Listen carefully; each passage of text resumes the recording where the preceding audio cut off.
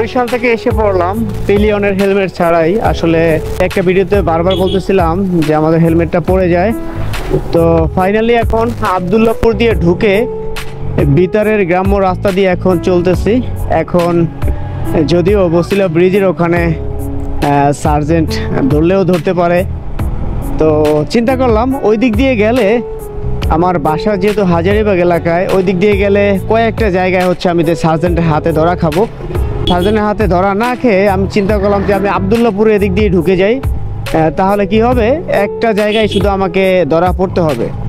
তো ভাবলাম যে বচিলা ব্রিজের ওখানে যদিও ধরা পড়ি, ধরা পড়ার আগেই আমার পিলিয়ন যে আছে, আমার ওয়াইফ আপনাদের ভাবি, তো তাকে নামিয়ে অটোতে তুলে দিব। সে 10 টাকা দিয়ে আমার বাসার ওদিকে চলে যাবে, আর আমি রিল্যাক্সে বাইক নিয়ে চলে যাব। তাহলে হচ্ছে আর কোনো প্যারা নাই ইনশাআল্লাহ। তো যাই হোক, আপনাদের দোয়া ভালোবাসায় ইনশাআল্লাহ আল্লাহ সুস্থ সবলভাবে আনছে। হয়তো আর একটু পথ বাকি আছে ইনশাআল্লাহ, ওই অতটুকু পথও ইনশাআল্লাহ খুব সুন্দরভাবে যেতে পারবো আল্লাহর রহমতে। এখন ডানে না বামে তাই তো ভুলে গেছি। ও বামে, বামে মনে হয়েছে, বামেই হবে। তো যাই হোক, প্রায় বসিলার কাছাকাছি চলে আসছে, আরও 2-3 কিলোমিটার বাকি আছে। যাক, এটা কোনো ব্যাপার না, 2-3 কিলোমিটার পথ একটা বাইকারের জন্য এটা কোনো ঘটনাই না। তো যাই হোক, সবাই আপনাদের ভালোবাসা, আল্লাহ সুস্থ সবলভাবেই ইনশাল্লাহ নিয়ে আসছে বরিশাল থেকে। তো আল্লাহর কাছে অনেক অনেক শুকরিয়া জানাই। ফাইনালি চলে আসলাম গুদারা ঘাটে, বাট এখানে ফ্যামিলি নামিয়ে দিলাম, তারা হচ্ছে খাওয়াই করে চলে যাবে, আর আমি ওই পরে হচ্ছে বসিলা ব্রিজ ঘুরে আসবো, ঠিক আছে। তো সার্জেনের হাত থেকে বাঁচার জন্য এটাই উপায়, এছাড়া কোনো উপায় নেই। আরে এই খাওয়াটা ছেড়ে দিছে না, একটু আগে এটা ভালো হতো। বন্ধুরা, ফাইনালি চলে আসলাম বসিলা ব্রিজের উপরে, দেখতে পাচ্ছেন যে দিকটা হচ্ছে গুদারা ঘাট।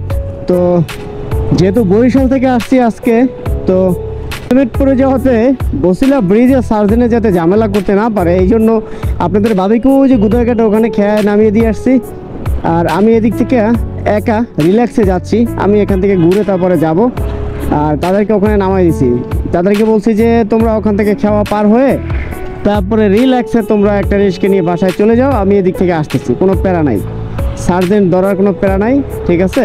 আর এদিকে যেহেতু রাস্তাও অনেকটা ভাঙা, তো বুঝে নেই তো, 2জন বাচ্চা কাচ্চা, তারপরে আমার ওয়াইফ, হ্যাঁ, তো এত 3-4জন মানুষ নিয়ে বরিশাল থেকে আসছি, আর এখন তো অনেকটাই tired.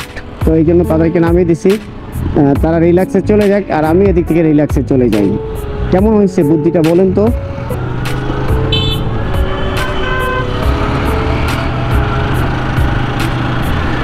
Farmgate 5 kilometre, new market 7 kilometre, Mirpur 10 kilometre.